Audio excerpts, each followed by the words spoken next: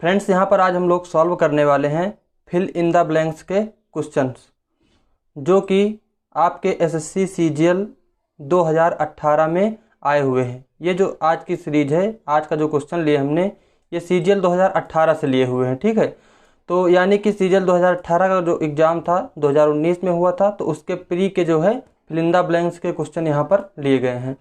ये जनरली एक सीरीज है जो आप लोगों के लिए लाई गई है। इसमें आपको इंग्लिश के सारे टॉपिक कवर कराए जाएंगे धीरे धीरे। ये आज का जो है फिल इन द ब्लैंक्स है। इसी तरीके से हम लोग कॉमन एरर, सेंटेंस इम्प्रूवमेंट, ठीक है, इडियम्स, फ्रेज जो भी आए हुए हैं, जो कि अभी आपके लेटेस्ट एग्जाम देखिए यहाँ पर लिखा हुआ है 2018 से 20 तक। तो इस टर्म में जो भी एग्जाम्स हुए हैं एसएससी की तरफ से कंडक्ट कराए गए हैं, यानी कि जैसे सीएचएसएल, सीजीएल, एमटीएस, ठीक है, इस तरीके के एग्जाम, वहाँ के सारे क्वेश्चन आपके लिए लाए गए हैं। ये प्री और मेंस दोनों के क्वेश्चन लिए गए हैं। तो यहाँ पर आप सभी लोग जानते ही हैं कि जो प्रीवियस ईयर का रोल कितना ज़्यादा होता है एग्जाम्स के अंदर, फिलहाल खास करके एसएससी एग्जाम्स के अंदर। तो ये आप लोगों के लिए बहुत ज़्यादा इम्प्रूवमेंट करने वाला है सेशन। तो इस सेशन को आप लोग ज़रूर लगाइए पूरा। और यहाँ पर आपको जो क्वेश्चंस दिए जाएंगे, इसमें आपको 10 सेकंड का मैं टाइम दूंगा। आप उतने टाइम में अपने को क्वेश्चन सॉल्व कर लीजिए। उतना आपके लिए टाइम सफिशिएंट है इंग्लिश में क्वेश्चन करने के लिए। ठीक है, तो चलिए आगे बढ़ते हैं। और देखिए पहला क्वेश्चन आपके स्क्रीन पर आ रहा है, ये है। तो इसको बहुत ही ध्यान से पढ़िए। इसमें अभी मैं टाइमर नहीं लगा रहा हूँ क्योंकि ये पहला क्वेश्चन है, तो आप लोग थोड़ा इसको करिए।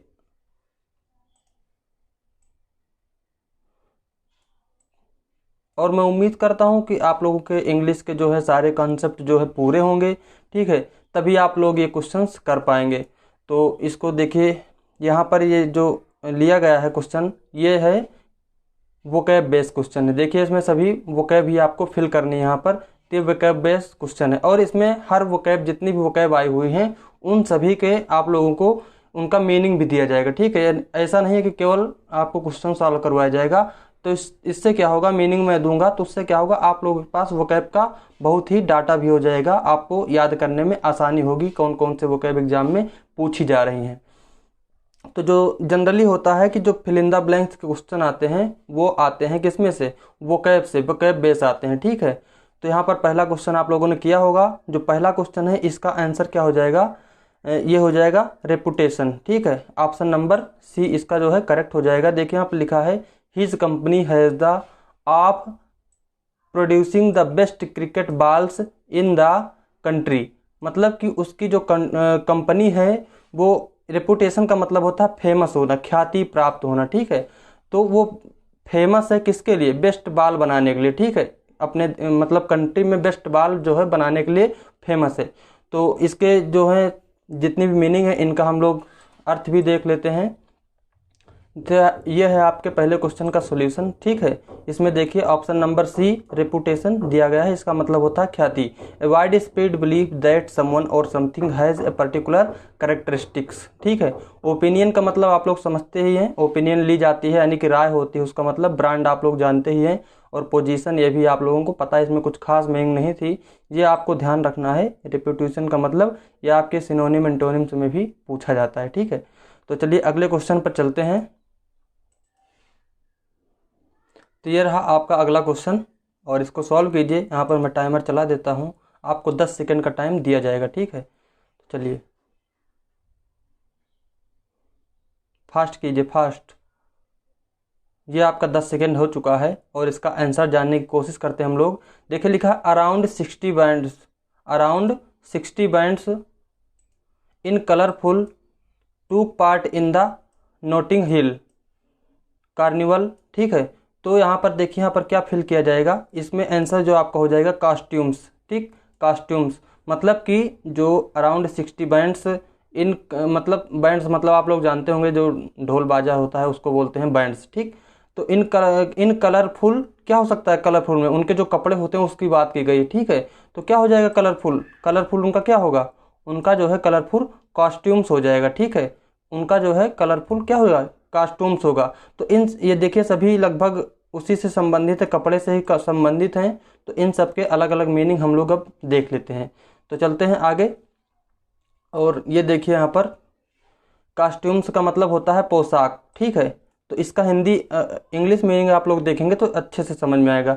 ए set of clothes worn by an actor और performer for a particular role, मतलब कि ऐसा जो ये कस्टूम से मतलब ऐसा कपड़ा होता है या ऐसा पहनने वाला पोशाक होता है जो किसी एक्टर या किसी परफॉर्मर के द्वारा कोई पर्टिकुलर रोल करने के लिए पहना जाता है, उसको कॉस्ट्यूम्स बोलते हैं। ठीक है, अगला वर्ड है क्लोथिंग। क्लोथिंग का मतलब वस्त्र होता है, और अपैरल्स इसका मतलब क्या होता है, क्लोथिंग होता है। तो ये जो कपड़ा होता है जनरली उसको बोलते हैं। ठीक है, लेकिन किसी खास चीज़ के लिए पहने उसको हम कॉस्ट्यूम्स बोलते हैं। ठीक, और अगला है अपैरल्स, ये आपने समझ लिया। ड्रेसिंग, ड्रेसिंग का मतलब होता है पट्टी बांधना, मतलब कहीं आपके घाव, ये लिखा है वॉन्ड, ठीक है, बॉन्ड लग जाए कहीं पर तो आप उसके लिए इसका प्रयोग करते हैं ड्रेसिंग का। ठीक है, यानी पट्टी बांधना। लिखा a piece of material used to cover and protect a wound, मतलब कि किसी घाव को प्रोटेक्ट करने के लिए जो आप पहनते हैं उसी को बोलते हैं क्या, ड्रेसिंग। ठीक, तो उम्मीद करता हूँ इन वर्ड्स की मीनिंग आपको समझ में आई होंगी, और आप लोग इनको अपनी कॉपी में ज़रूर नोट कीजिए, क्योंकि यहाँ से एग्जाम में क्वेश्चन बना तो आगे भी आने की पूरी संभावना है। तो चलिए अगले क्वेश्चन पर बढ़ते हैं हम लोग। ये रहा आपका तीसरा क्वेश्चन, और आपका टाइम स्टार्ट होता है।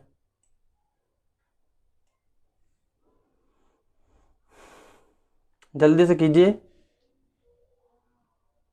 टाइम आपका हो चुका है। ठीक है, तो इसमें आप लोग क्या भरे हैं, ठीक है, तो इसको देखते रहिए, और आप हम लोग हमको कमेंट करके भी ज़रूर बताइएगा कि इसमें आपने कैसे किया है, इसमें किसने क्या भरा है। ठीक है, आपके कितना स्कोर आया है वो भी आप लोग गिनते चलिएगा। तो तीसरा ऑप्शन देखिए, इसमें क्या भर जाएगा, इसमें आएगा अफोर्ड।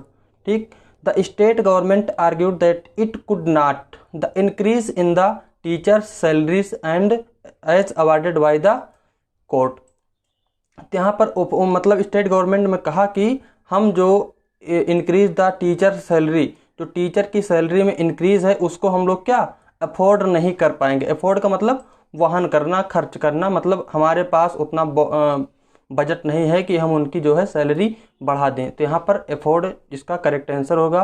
बाकी के मीनिंग हम लोग देख लेते हैं आगे क्या होगा। ये देखिए, अफोर्ड मतलब खर्च कर सकना। ठीक है, हैव इनफ मनी टू पे फॉर। अगला है स्टैंड। स्टैंड मतलब आप लोग समझते ही होंगे, स्टैंड पर होना या स्टैंड लेना। ठीक है, अपनी बात पर स्थिर रहना। यहाँ पर इंग्लिश मीनिंग लिखा हुआ है, आपको लिखना हो तो इंग्लिश भी लिख लीजिएगा।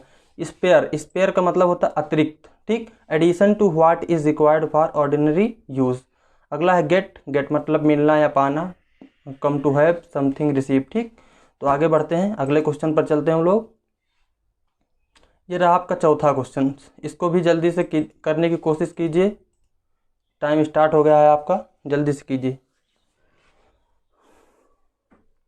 फ्रेंड्स, ये जो क्वेश्चंस हैं आपके लिए बहुत ही ज़्यादा इंपॉर्टेंट है। ठीक है, अगर क्वेश्चंस अच्छे लग रहे हो तो वीडियो को लाइक ज़रूर कीजिएगा। ठीक, और अपने फ्रेंड्स के साथ भी शेयर कीजिए। आपका टाइम खत्म हो चुका है, और अगले क्वेश्चन का जो आंसर है वो आप लोगों ने किया होगा। इसका आंसर क्या हो जाएगा, स्क्रूटिनाइजिंग। स्क्रूटिनाइजिंग हो जाएगा इसका आंसर। ठीक, स्क्रूटिनाइजिंग इसका मतलब होता है जांचना, एग्जामिन और इंस्पेक्ट क्लोजली एंड थ्रोली। तो ये हो जाएगा आपका correct answer. Scientist at Cambridge University are how plants can give us sustainable energy. मतलब कि जो कैम्ब्रिज यूनिवर्सिटी के जो साइंटिस्ट हैं वो लोग इसकी जांच करते हैं कि जो सस्टेनेबल एनर्जी है वो हमको कैसे मिलती है प्लांट के द्वारा। ठीक, तो यहाँ पर जो करेक्ट आंसर है जांच करना, स्क्रूटिनाइजिंग हो जाएगा इसका। ठीक, तो इसके अब बाकी के हिंदी मीनिंग भी हम लोग देख लेते हैं आगे। देखिए यहाँ पर इसका मतलब होता है जांच करना, एग्जामिन और इंस्पेक्ट क्लोजली एंड थ्रोली, मतलब पूरी तरीके से जांचना। ठीक, तो ये आपका करेक्ट आंसर था, ऑप्शन नंबर सी। अगला है इन्वेस्टिगेटिंग। इसका मतलब होता है छानबीन करना, जनरली ये किसी केस वगैरह के लिए आता है। ठीक है, और अगला है लुकिंग। लुकिंग मतलब आप लोग समझते ही हैं, देखना एक तरीके से। और इंस्पेक्टिंग का मतलब होता है निरीक्षण करना। एग्जामिन समवन और something to ensure that they reach an official standard, मतलब किसी चीज़ की जांच करना कि वो किसी स्टैंडर्ड को पा सकते हैं कि नहीं पा सकते हैं। ठीक, जैसे आप लोग इंटरव्यू वगैरह के लिए जाते हैं तो वहाँ पर ही आपकी यही इंस्पेक्ट किया जाता है, मतलब आपका निरीक्षण किया जाता है कि आप उस पोस्ट के काबिल हैं कि नहीं हैं। ठीक, अगले क्वेश्चन पर चलते हैं। और आपका टाइम स्टार्ट हो रहा है, जल्दी से कीजिए इसको। A number of Indian goods face a competition from Chinese good in term of prices and looks. जल्दी से कीजिए, आपका टाइम ख़त्म हो चुका है।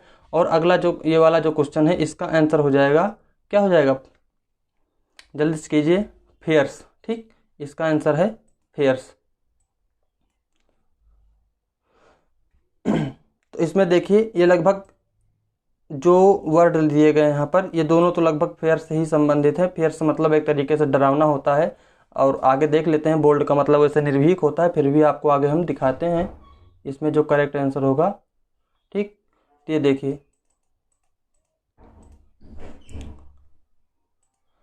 एंग्री, फेयर्स लिखा हुआ है यहाँ पर।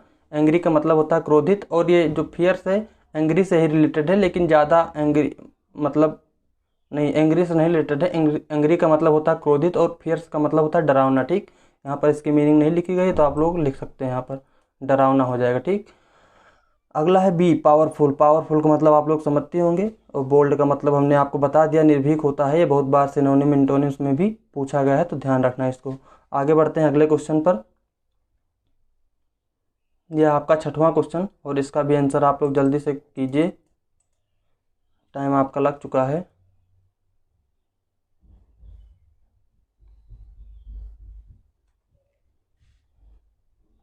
और आपका टाइम जो है ओवर हो चुका है। अब देखिए यहाँ पर इसका आंसर क्या हो जाएगा। तो इसका आंसर हो जाएगा कॉन्फिस्केट, कॉन्फिस्केटेड। ठीक, many items made of Ivory were from a dealer in antiques by the customs authorities at the Delhi airport. मतलब कहने का है सेंटेंस का कि दिल्ली एयरपोर्ट पर कुछ फ्रॉम ए डीलर मतलब एक डीलर से या कुछ डीलर से जो है कुछ सामान बरामद किया गया। ठीक है, तो उस पर बरामद करना का जो मीनिंग होता है वो होता है इंग्लिश में कन्फिस्केट। कन्फिस्केट की यहाँ पर सेकंड फॉर्म आई हुई है, क्योंकि सेंटेंस पास्ट में बरामद किया गया कहते हैं ना हम लोग, बरामद किया गया, उनसे ये चीज़ बरामद की गई। ठीक, तो कन्फिस्केट यहाँ पर कन्फिस्केटेड जो है करेक्ट आंसर हो जाएगा। और आगे देख लेते हैं। वैसे हाईजैक का मतलब किसी चीज़ को मतलब एक तरीके से किडनैप करना, मतलब किसी पानी की जहाज़ वगैरह को हाईजैक कर लेते हैं ना, उस पर अटैक करके, तो वो होता है। बाकी आगे देख लेते हैं हम लोग इसका मीनिंग क्या होगा। तो ये देखिए, कॉन्फिस्केट इसमें थोड़ा छोटा छोटा दिख रहा है, लेकिन आप लोग समझने की कोशिश कीजिए। यहाँ पर कॉन्फिस्केटेड मतलब होता है जब्त करना। टेकन और साइज्ड विथ अथॉरिटी, मतलब अथॉरिटी के साथ इसको किसी चीज़ को टेक करना, साइज करना। साइज का मतलब यहाँ पर साइज भी हो सकता था। ठीक, साइज का मतलब भी क्या होता है, जब्त करना। ठीक, अगला है अप्रोप्रिएट, मतलब गृहीत होता है। अनेक्स्ट मतलब अंत में जोड़ना। ये आपका वन वर्ड सब्स्टिट्यूशन में बहुत बार पूछा गया है, इसको ध्यान रखना। वहाँ पर पूछा गया था जनरली अनेक्सर। ठीक, अनेक्सर का मतलब होता है बाद में जोड़ा गया भाग, और जोड़ना जो वर्ब होती है उसको अनेक्स बोलते हैं। ठीक, अगला है हाईजैक्ट। हाईजैक्ट का मतलब अपहरण करना। ठीक, अगले क्वेश्चन पर चलते हैं हम लोग। चलिए कीजिए जल्दी से, आपका टाइम हो चुका है स्टार्ट।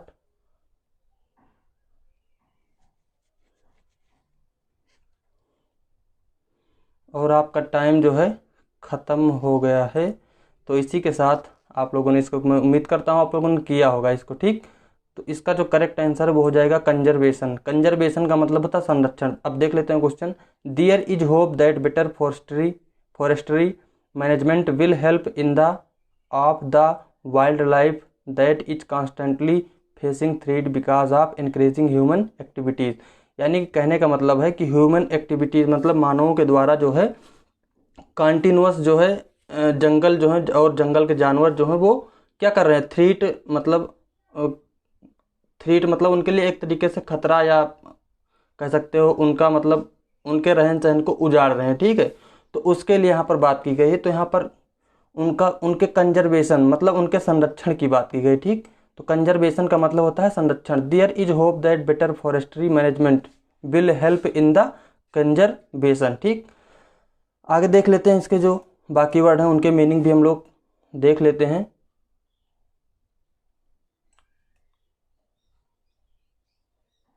एक मिनट, ये रुक गया है।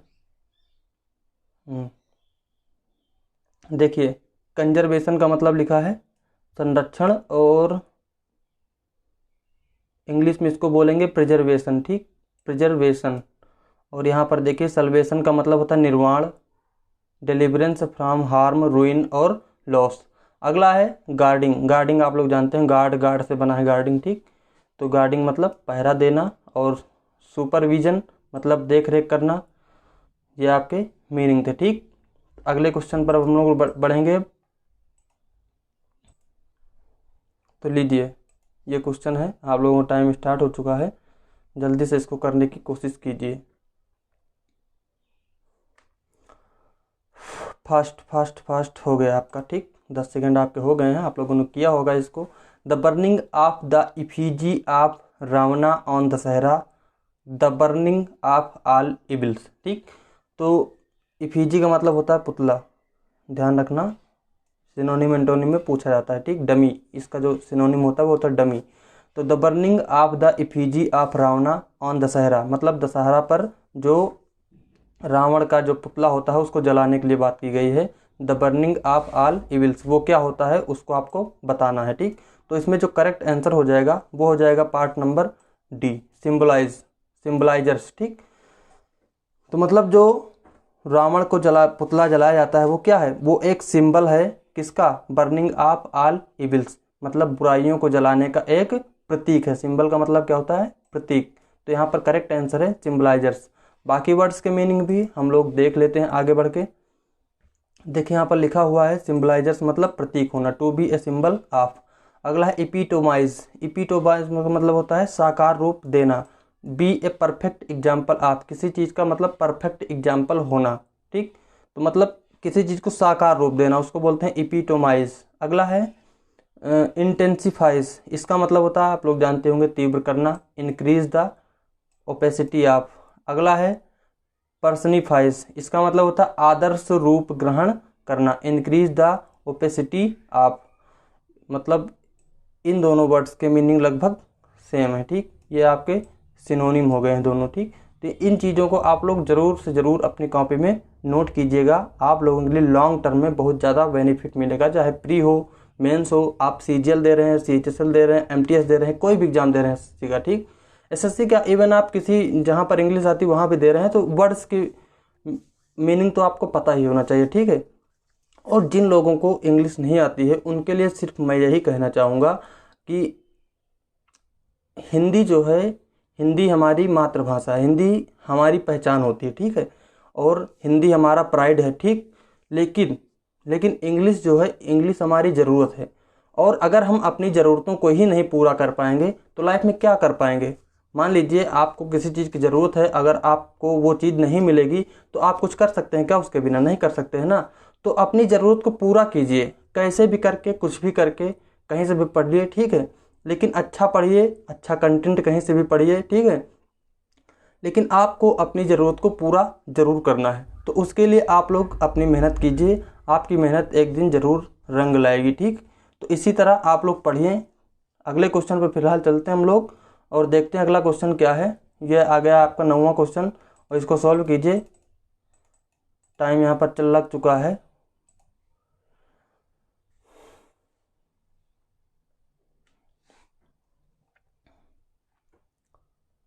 आपका टाइम हो चुका है। अब देखिए, in many countries the in pay for men and women is quite common. For example in Germany women are paid 21% less as compare to men. Sentence में आपको क्या फिल करना है, मतलब यहाँ पर लग रहा है कि यहाँ पर देखिए women is men and women is quite common. For example in Germany women are paid 21% less as compare to men. मतलब कि यहाँ पर कंपेरिजन किया जा रहा है, ठीक। तो यहाँ पर पहले तो आप लोग जानिए करेक्ट आंसर जो है क्या हो जाएगा, डिस्पैरिटी मतलब विभिन्नता। तो यहाँ पर यह बताई जा रही बात कि जो मैन और वीमेन का जो पे होता है यानी कि जो सैलरी होती है वो लगभग हर कंट्री में क्या होता है, डिफरेंट होता है। मतलब डिस्पैरिटी, डिस्पेयर मतलब होता है भिन्न, डिस्पैरिटी विभिन्नता, उनमें भिन्नता पाई जाए। जैसे जर्मनी में क्या है, women are paid 21% less as compare to men. यह आपका 6/6/2019 को आया हुआ था, यहाँ पर आपको डेट भी दी गई है, ठीक। बाकी वर्ड्स के मीनिंग भी हम लोग देख लेते हैं अब। तो यहाँ पर देखिए डिस्पेरिटी मतलब विभिन्नता, ए ग्रेट डिफरेंस, ठीक, ए ग्रेट डिफरेंस। अगला है अनलाइकलीनेस, इसकी मतलब होता है असंभावना, the improbability of a specified outcome.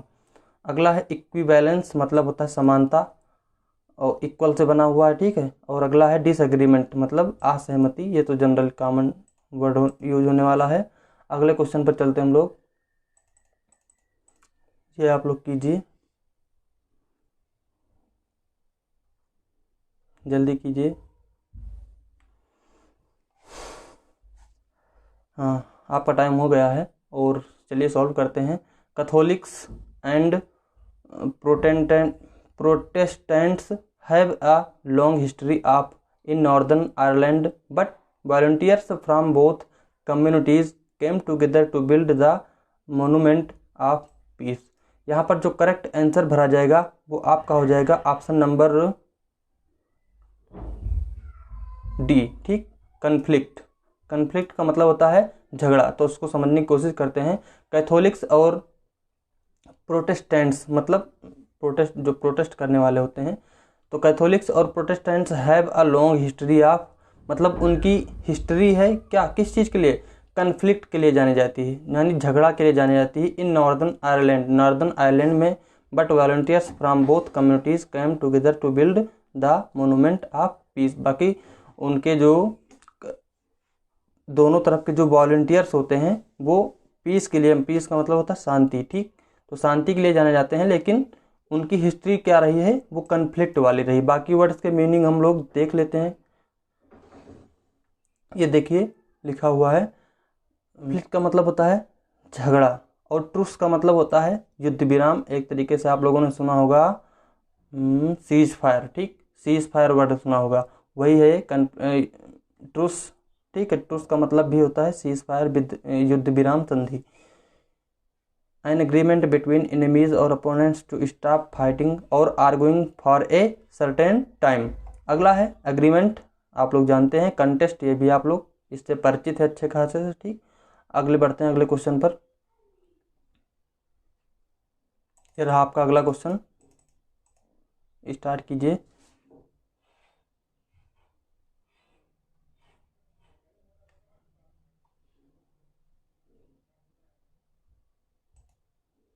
चलिए, the National War Memorial is to our arm forces, ये तो काफ़ी आसान क्वेश्चन है, फिर भी आप लोग कीजिए। कोई क्वेश्चन आसान या कठिन नहीं होता है, जो हमको आता रहता है वो हमको आसान लगता है, जो हमको नहीं आता रहता है वो कठिन लगता है, ठीक, सीधी सी बात है।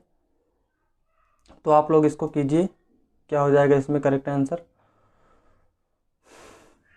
इसमें हो जाएगा डेडिकेटेड, ठीक, डेडिकेटेड मतलब समर्पित। आप समझ सकते हैं यहाँ पर सेंटेंस से ही, द नेशनल वार मेमोरियल, जो नेशनल वार मेमोरियल है क्या है, वो समर्पित है किसके लिए, आवर आर्म्ड फोर्सेस, हमारे आर्म फोर्सेस के लिए, ठीक, सेनाओं के लिए वो समर्पित है। बाकी चीज़ों के हम लोग मीनिंग देख लेते हैं। देखिए यहाँ पर डेडिकेटेड मतलब समर्पित,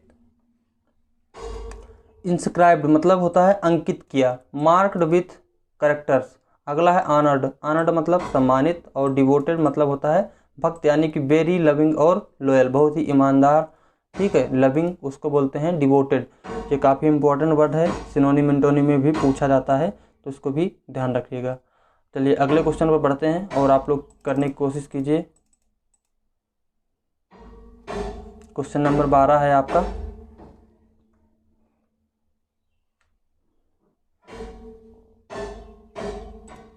चलिए आपका टाइम हो चुका है। A painting competition was held in the colony and Kavya was winner in the age group 3-5 years. तो आप लोगों ने इसको किया होगा और इसमें क्या हो जाएगा, करेक्ट आंसर होगा इसका डिक्लेयर्ड, डिक्लेयर्ड, ठीक। देखिए समझने की कोशिश करते हैं। ए पेंटिंग कंपटीशन, पेंटिंग का कंपटीशन था जो कहाँ हुआ था, colony, held in the colony and, colony में किसी कॉलोनी में हुआ था, और काव्या नाम की कोई थी, और वो क्या हो गई थी, विनर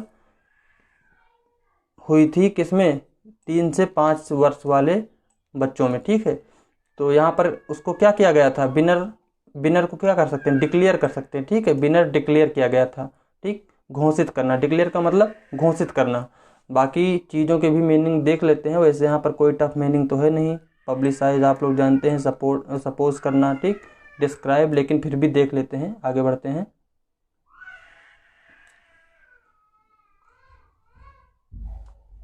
देखिए इसमें क्या हो जाएगा, नंबर डी है पहला। इसका जो करेक्ट आंसर है वो है ऑप्शन नंबर डी, डिक्लेयर्ड, यानी कि घोषित, ओपनली और फॉर्मली, असर्टेड और अनाउंस्ड। ठीक, अगला है पब्लिसाइज मतलब प्रचारित, सपोज मतलब काल्पनिक, और डिस्क्राइब मतलब वर्णन करना। ठीक, एक्सप्लेन करना। अगले क्वेश्चन पर देखिए, चलिए कीजिए।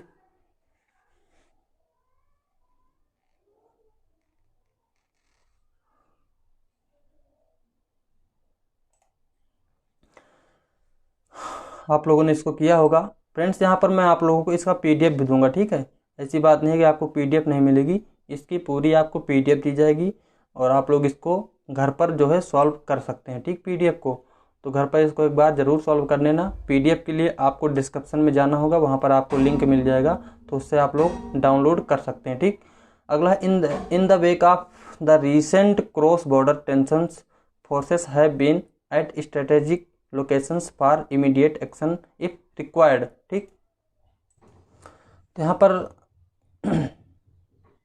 जो रीसेंट क्रॉस बॉर्डर टेंशन है, मतलब एक तरीके से आपको कह सकते हो उसको कॉन्फ्लिक्ट है, लड़ाई झगड़ा उससे संबंधित है। फोर्सेस हैव बीन, फोर्स को क्या किया जाएगा, एट स्ट्रेटेजिक लोकेशंस, और फॉर इमीडिएट एक्शन के लिए, इफ रिक्वायर्ड मतलब अगर रिक्वायर्ड होगा तो फोर्सेस को ऊपर जो होती हैं फोर्सेस, उनको क्या किया जाता है, तैनात करते हैं ना, तो उसके लिए क्या आएगा, डिप्लॉयड। ठीक, कहीं पर सेना को डिप्लॉयड करने की बात हो रही है, तैनात करने की बात हो रही है। बाकी चीज़ों की भी मीनिंग हम लोग देख लेते हैं। देखिए यहाँ पर क्या हो जाएगा, डिप्लॉयड मतलब, ये आपका करेक्ट आंसर है, नंबर बी दिया गया है, डिप्लॉयड मतलब तैनात। अगला है डिपार्टेड मतलब दिवंगत, dead leave especially in order to start a journey. अगला है डिपॉजिटेड मतलब जमा किया, और डिपोर्टेड मतलब निर्वासित, एक्सपेल। ठीक, अगले क्वेश्चन पर चलते हैं, और ये आ गया आपका अगला क्वेश्चन, कीजिए इसको जल्दी से।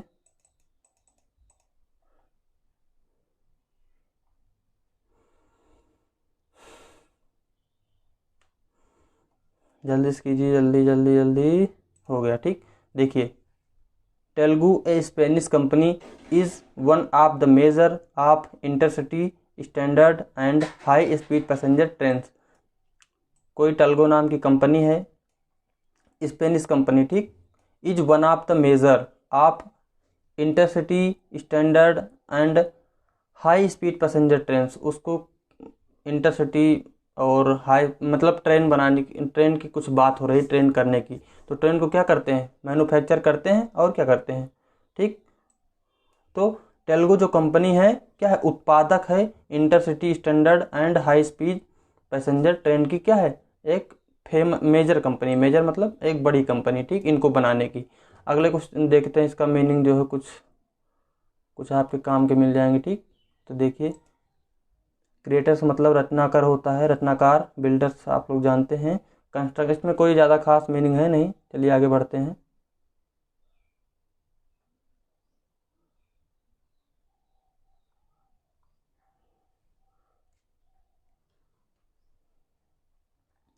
चलिए कीजिए इसको।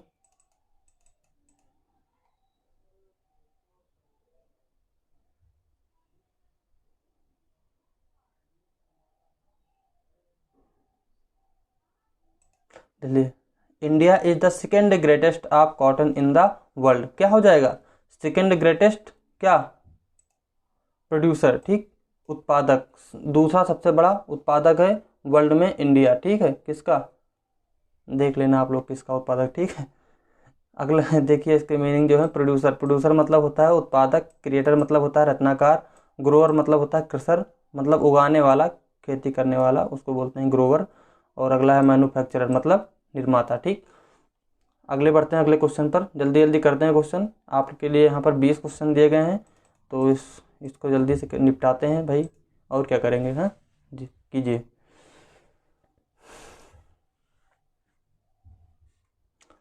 तो आपका टाइम जो है अप हो चुका है, बस रुक जाइए अब, इसके आगे नहीं जाना आपको। देखिए इसका जो सलूशन होगा क्या होगा।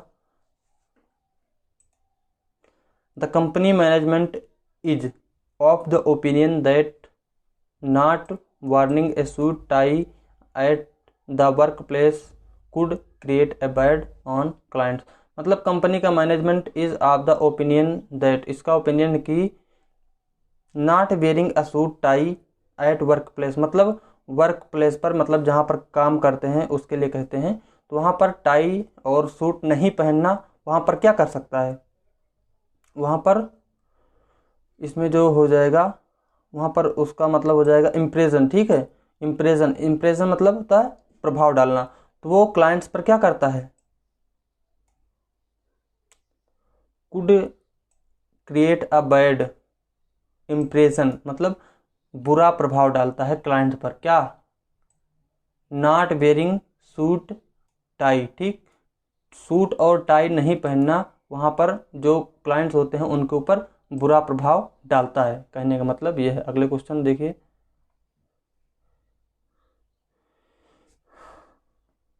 यहाँ पर देखिए इसके मीनिंग देख लेते हैं। इम्प्रेशन मतलब प्रभाव, रिस्पॉन्स मतलब प्रतिक्रिया, नोशन मतलब धारणा, इरादा, आउटलुक होता है दृष्टिकोण। ठीक, तो अगले क्वेश्चन पर देखिए क्या हो जाएगा, जल्दी से कीजिए इसको। मैं टाइम दूं चाहे नहीं, आप लोग इसको 10 सेकंड में आपको देखते ही करना है। ठीक, देखिए।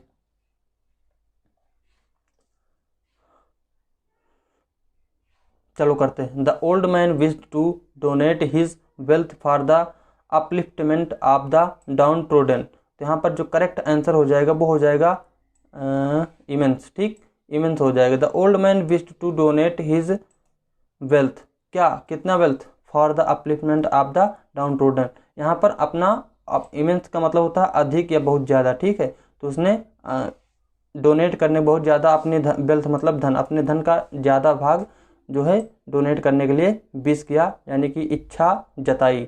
बाकी वर्ड्स के मीनिंग भी देख लेते हैं। इमेंस, इमेंस मतलब हमने आपको बताया अधिक या, ठीक है, एक्सट्रीमली। अगला है इलूसिव, इलूसिव मतलब होता है भ्रामक, यानी कि मायावी एक तरीके, different, difficult to find, catch और अचीव। अगला है इंटेंस, इंटेंस मतलब होता है तीव्र। और इमिनेंट, इमिनेंट मतलब होता है प्रख्यात, ठीक, अच्छे कामों के लिए। तो आप लोगों के लिए एक क्वेश्चन है,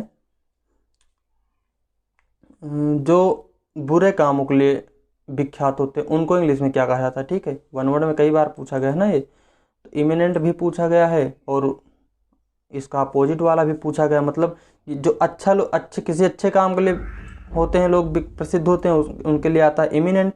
तो इसी तरीके से आपको बताना है कमेंट करके कि जो बुरे काम के लिए फेमस होते हैं उनको क्या कहते हैं। ठीक है, चलिए अगले क्वेश्चन पर बढ़ते हैं। और अगला क्वेश्चन आपका 18 नंबर आ गया है। तो the committee members were in over the budget for the function. इसमें देखिए क्या हो जाएगा आंसर, जल्दी से इसको कीजिए। मैं टाइमर नहीं लगा रहा हूँ क्योंकि टाइम कम है, टाइम बहुत ज़्यादा हो चुका है, 33 मिनट आपके लगभग हो चुके हैं। ठीक है, तो आप लोगों ने किया होगा इसको। क्या हो जाएगा, डिसेंट, इसका आंसर हो जाएगा डिसेंट।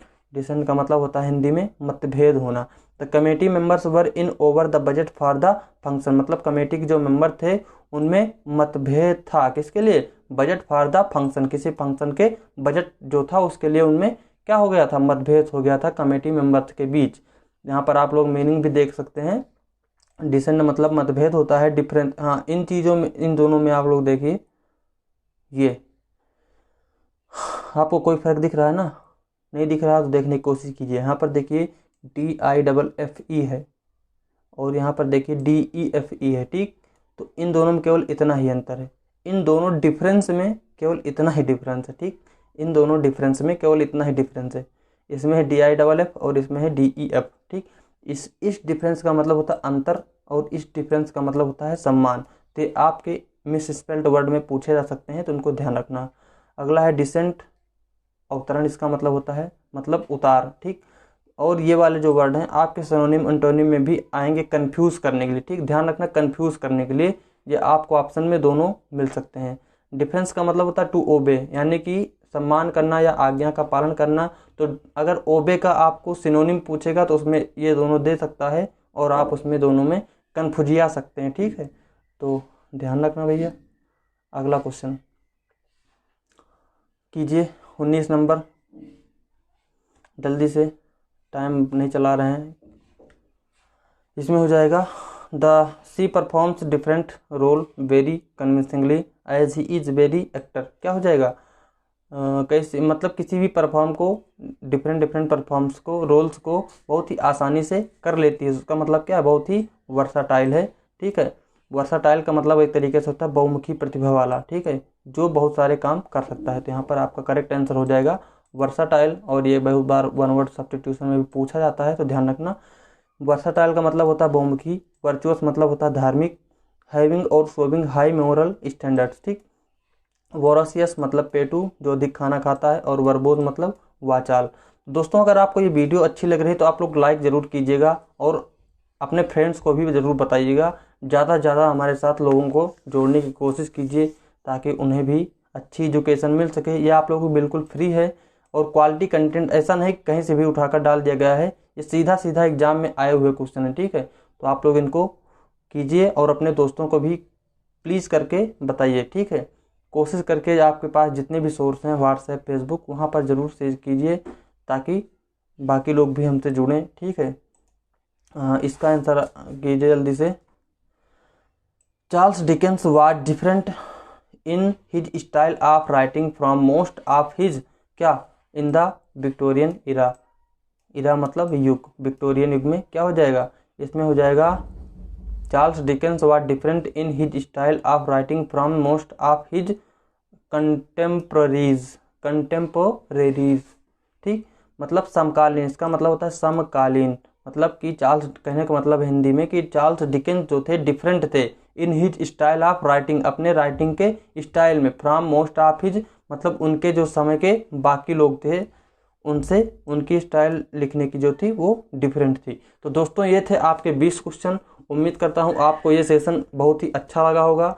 आप अपना फीडबैक कमेंट करके ज़रूर बताएंगे। ठीक है, और आपसे जो क्वेश्चन पूछा उसका भी आंसर बताएंगे। और आप लोग ये भी बताएंगे कि आपने 20 में से कितने क्वेश्चन करेक्ट किए हैं। इसी तरीके से ये सीरीज कंटिन्यू होगी अगर आप लोग साथ देंगे तो। ठीक है, तो आप लोग बने रहिए हमारे चैनल पर, हम आपको सारे टॉपिक कवर कराने वाले हैं इसी तरीके से प्रीवियस ईयर क्वेश्चंस के साथ। तो दोस्तों फिर मिलेंगे अगले वीडियो में। नमस्कार।